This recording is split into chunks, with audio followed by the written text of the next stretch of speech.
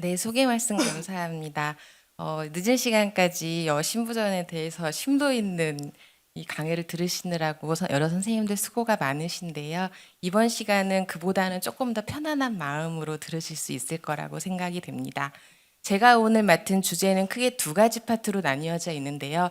먼저 언제 큰 병원에 가보라고 해야 하나요? 라는 질문과 관련된 이야기부터 드리도록 하겠습니다. 선생님들께서 환자를 보시다가 큰 병원으로의 의뢰를 생각하게 되는 경우는 다음과 같은 경우들이 있을 거라고 생각이 됩니다. 먼저 많이 안 좋아 보이는 환자가 처음으로 병원에 왔을 때나 보시던 환자가 갑자기 상태가 나빠졌을 때 또는 환자를 보고 있는 중에 이 환자에서 추가 검사를 해야겠다고 생각이 되는 이상 소견이 확인되었거나 현재 하고 있는 약물 치료 외에 환자에게 시술이나 수술을 하는 것이 도움이 되겠다고 판단되었을 때 상급병원으로의 전원을 고려하실 것 같습니다. 또 환자를 잘 치료하고 있다고 생각했는데도 불구하고 지속적으로 심장 기능 상태가 안 좋을 때도 의뢰를 생각하게 되겠고, 또는 정기적인 환자의 점검이나 때로는 연고지 또는 환자 보호자의 니드에 의해서도 상급병원 전원을 생각하시는 경우가 되겠습니다.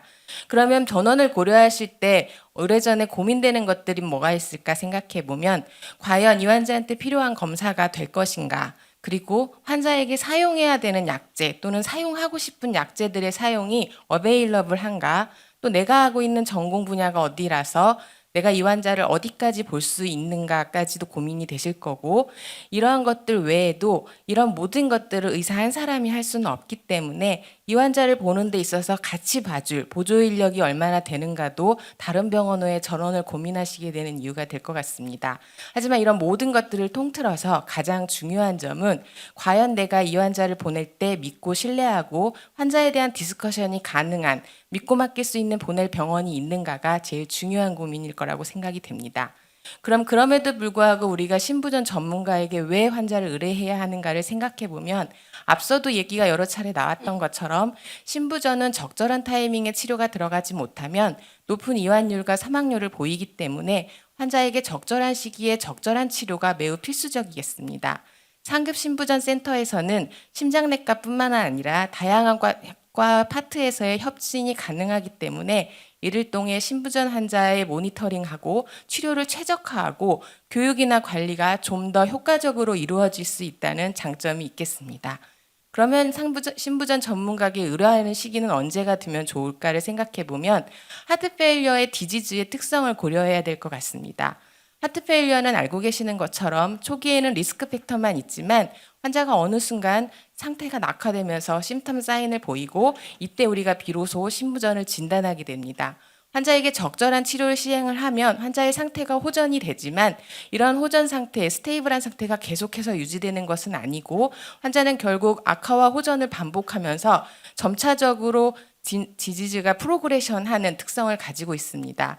따라서 이 환자가 너무 늦은 시기에 의뢰가 되기 전에, 그래서 어떤 사람이 어떤 병원에서 보든지 상관이 없이 환자의 불량한 예후를 보이게 되기 전에, 비교적 초기에 신부전이 진단되었을 때 또는 환자가 악화로를 걷고 있을 때가 바로 전원 및 의뢰의 최적 시기가 될 거라고 생각이 됩니다.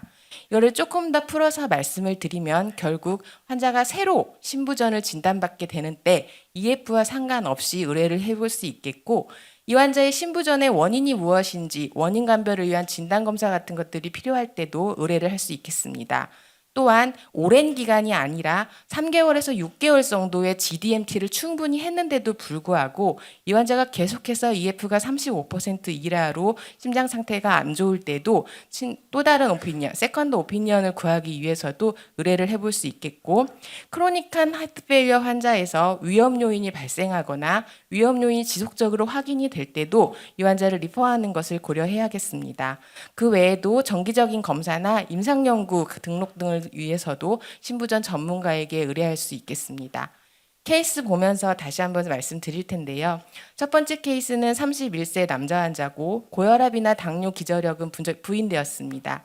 환자는 술, 담배를 하고 있는 환자였고, 이 환자는 발목 인대를 수술하기 위해 찾은 병원에서 심전도를 찍고 이상하다 해서 심장 초음파를 시행했고, 심장 초음파상에서 신부전이 의심이 되면서 의뢰가 되었습니다.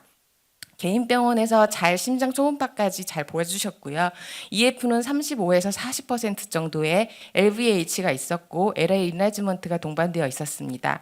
히스토리 테이킹을 해보면 환자는 계단을 올라갈 때 숨이 차다는 니아 펑셔널 클래스 2 정도의 디스프니아를 호소하고 있었지만 크게 개의치는 않았던 젊은 환자로 생각이 됩니다. 보이스달비 혈압이 170에 100으로 매우 많이 높아져 있었습니다. 초기 체스트 엑스레이에서는 마일드한 카디오메갈리가 관찰이 되었고 심전도상에서는 LVH 소견과 함께 스트레인 패턴으로 생각되는 T웨이브 인버전이 프로코디알 리드에서 관찰이 되고 있었습니다. 엔티프로비엠피가 194로 상승이 있었고 트로포닌 I도 31.7로 약간 상승되어 있는 소견이 있었습니다. 시행한 심장 초음파 소견에서는 글로벌하게 LV 시스톨릭 펑션이 떨어져 있었고 EF는 38%로 측정이 되었습니다. 이 환자의 T웨이브 인버전이 스트레인 패턴이나 이런 걸로 생각이 되기는 하지만 이스케미아에 대한 감별을 위해 코로너리 CT 안지오그래피를 시행을 했고요. 코로너리 CT 상에서는 이 시그니피컨트한 코로너리 아터리 디지즈는 확인되지 않았습니다. 그래서 이 환자는 EF가 38%인 하프레프로 진단을 하였고 이에 대한 원인으로는 하이퍼텐시브 카디오마이오패시가 확인이 됐습니다. 환자는 헤비 스모커의 헤비 알코올릭스였기 때문에 이러한 생활 습관을 교정하고 동반 질환인 고혈압을 잘 조절하는 등의 신부전 교육과 함께 앞서 말씀드린 신부전 약제의 4가지 기둥이 되는 약제를 모두 사용을 했고 사용 3개월 후에 이 환자 EF는 50%, 엔티브로피벤 노말 레인지까지 호전 소견을 보였습니다. 이와 같은 환자처럼 처음에 새롭게 발생한 신부전 환자에서 상급병원으로의 전원을 고려해 볼 수 있겠습니다. 상급병원에서 전원에서는 이 환자의 원인 평가를 위해서 심장 초음파뿐만 아니라 마이오카디얼 캐릭터리스틱을 분석하기 위한 MRI 검사 같은 영상 검사가 가능하고 때로는 심근 조직 검사나 유전자 검사를 시행할 수 있겠습니다. 진단을 위해 추가적으로 이렇게 검사할 수 있는 것들에는 앞서도 나온 것처럼 하프레프의 가장 흔한 원인인 관상동맥 질환을 룰아웃하기 위해서 관상동맥 CT뿐만 아니라 CAG 촬영을 위해서 상급병원으로의 전원을 고려할 수 있겠고 판막 질환이 하트 페일리어의 원인이 되어서 판막 질환의 중등도를 따져 이걸 교정하는 것이 하트 페일리어에 좋을 것인가를 정확히 평가하기 위한 검사를 위해 또는 하이퍼텐시브 카디오마이오패시와 같은 경우에 MRI나 유전자 검사를 시행하기 위해서도 전원을 고려할 수 있겠습니다. 마이오카다이티스 같은 경우에는 비나인한 프로그레션부터 풀미넌트한 마이오카다이티스까지 그 예후가 매우 다양하기 때문에 좀 더 정확한 검사를 위해서 엔도마이오카달 바이옵시나 MRI 시행을 위해서 전원해 볼 수 있겠고 아밀로이도시스나 살코이도시스 그리고 파브리 디지즈와 같은 경우에도 MRI 또는 스캔, 마이오카디얼 바이옵시, 유전자 등의 검사를 위해서도 상급병원의 전원을 생각해 보셔야 될 것 같습니다. 이 중에 유전자 검사에 대해서 말씀드리면 이전에 비해서 유전자 검사는 매우 많이 활발히 논의가 되고 있고 또 그만큼 많이 시행하고 있는 검사가 되겠습니다. 환자를 보시다가 이 환자에서 유전성 심근병증이 의심된다고 생각이 되면 3대 이상의 가족열을 반드시 확인하셔야 되고 할아버지, 아버지, 본인까지 이렇게 확인을 하시면 되겠고 DCMP나 HCMP, 아리스모제닉 카디오마이오패시가 특히 의심되는 경우에는 유전검사를 시행하도록 되어 있습니다. 그다음에 다음 케이스는 52세 남자 환자인데요. 고혈압과 당뇨, 디스리피데미아가 있었고 이미 3베슬 디지즈로 진단을 받고 미드 LAD와 다이아고날의 PCI를 시행했던 과거력을 가지고 있던 환자입니다. 스테이지 3의 CKD가 있었고 커런트한 스모커였습니다. 환자는 약 2주 전부터 니아클래스 펑셔널 3 정도의 호흡곤란이 악화되어서 내원을 했고 현재 이 기저 질환과 관련해서 답트와 스타틴 그리고 AC 이니비터가 베타블로커로 비교적 GDMT를 잘 시행하고 있던 환자라고 생각이 되었습니다. 환자는 내원에서 처음 시행한 체스트 엑스레이 상에서 카디오메갈리와 풀모너리 이데마 그리고 보스 플루랄 이퓨전이 확인이 되었고 심전도 상에서는 프리코디알과 인페리어 리드의 ST 체인지가 함께 관찰이 되었습니다. 엔티프로비엠피가 5,000 이상으로 상승이 있었고 CKMB와 트로포닌 I의 상승 그리고 크레아틴이 높고 포타시움도 높았던 환자가 되겠습니다. 에코를 시행했고 심장 초음파 검사에서 보면 환자의 과거력상 LAD의 PCI를 시행했던 반면에 이 에이피칼한 안테리어 월 외에도 이런 포스테리어 월이나 인페리어 월의 리저널 월모션이 보임으로써 이 환자의 멀티베스를 의심할 수 있었고, 그래서 혹시 코로너리의 이스케미아가 좀 더 심해져서 하트 페일리어의 어그라베이션을 보이는 건지에 대해 평가하기 위해 CAG를 시행했습니다.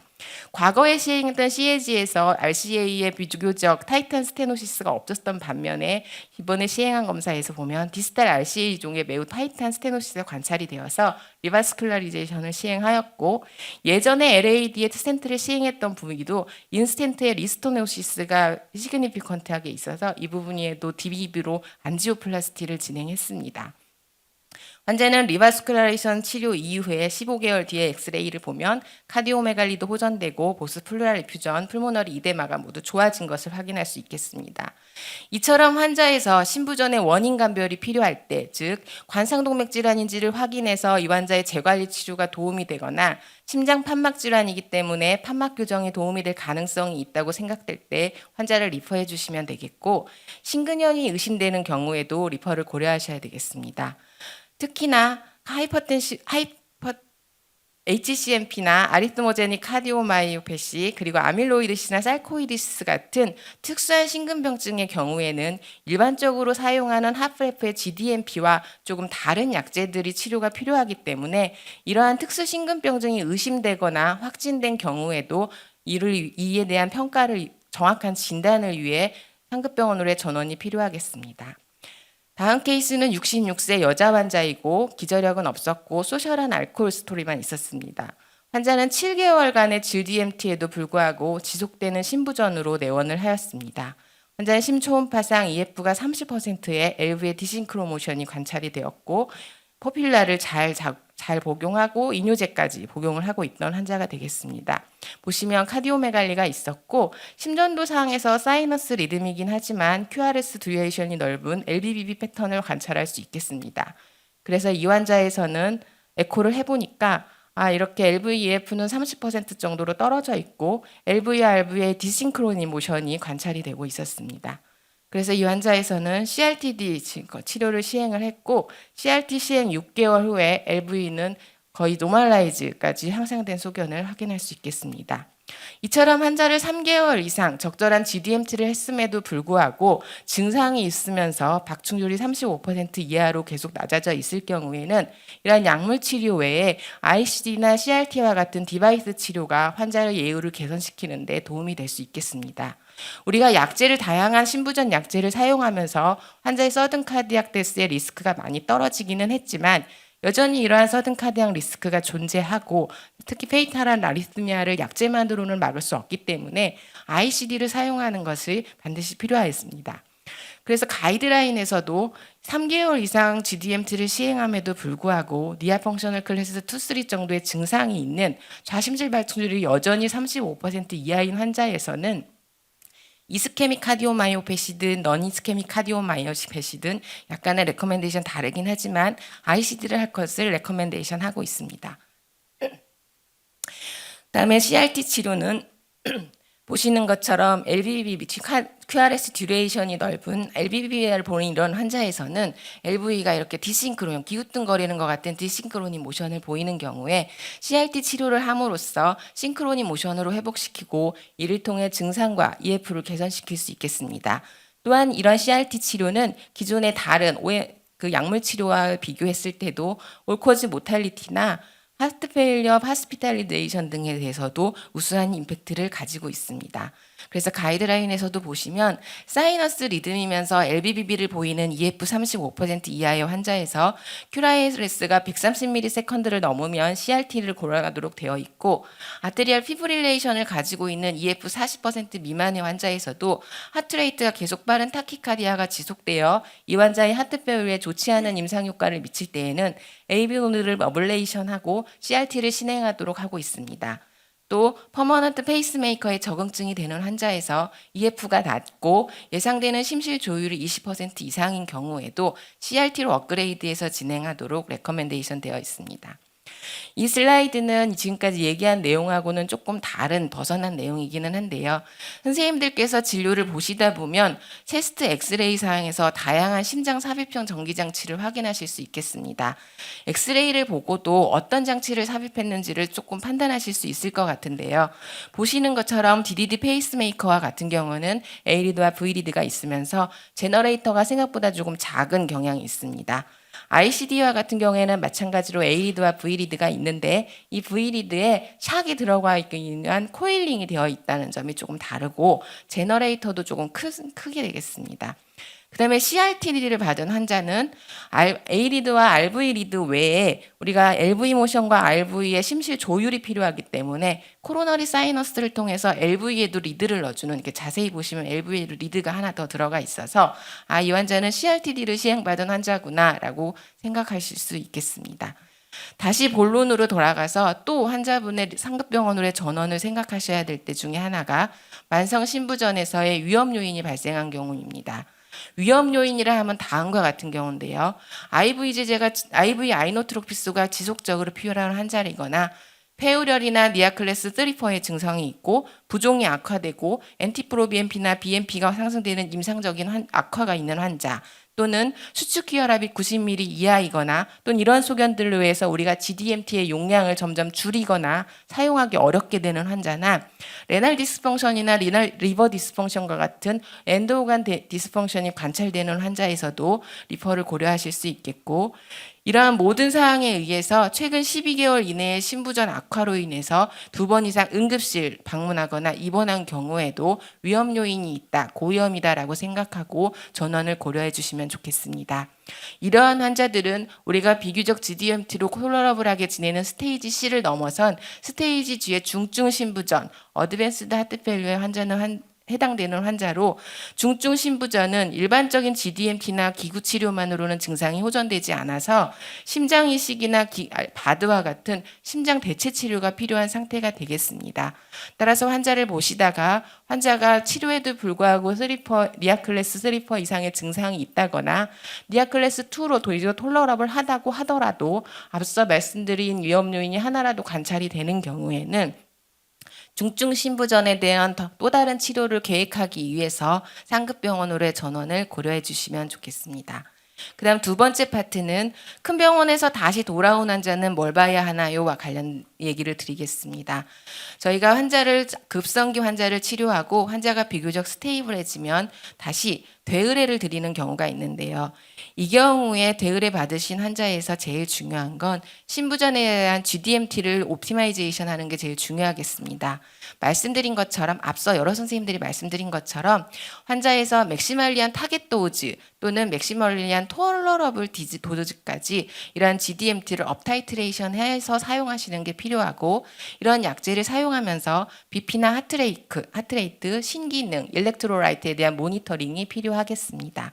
또한 앞서도 말씀 주셨지만 이러한 GDMT 이후에 환자가 증상이 개선되고 EF가 40% 이상으로 향상되었다고 하더라도 GDMT 치료를 지속해서 유지하시는 것이 꼭 필요하시겠고, 이와 함께 환자가 가지고 있는 동반 질환도 함께 관리가 되어야겠습니다. 흔하게 보시는 고혈압 같은 경우에 하프레프의 GDMT에 해당하는 약제 사용을 먼저 고려하시고, 그럼에도 불구하고 혈압이 목표 수치까지 도달하지 않으면 CCB를 추가하는 것이 좋겠고, 이미 심혈관 질환을 가지고 있거나 심혈관 질환 발생이 위험이 높은 다음과 같은 당뇨병 환자에서는 SGLT2 이니비터의 사용을 적극적으로 검토하셔야 되겠습니다. 환자가 철결핍이나 빈혈이 있는 경우에 이러한 페리칼폭시마토즈와 같은 철분제제를 정맥 투여할 수 있겠고, 심방세동도 항응고 치료나 또는 이러한 심박수 조절을 위한 베타 차단제 사용을 적극적으로 검토하셔야 되겠습니다. 또한 환자를 보시다가 다시 한번 상급병원으로의 전원이 필요한 상황이 오실 때도 적절한 타이밍에 전원 시기를 놓치지 않도록 고려도 부탁드립니다. 그럼 결론적으로 말씀드리면 환자는 언제 전원할 것인가?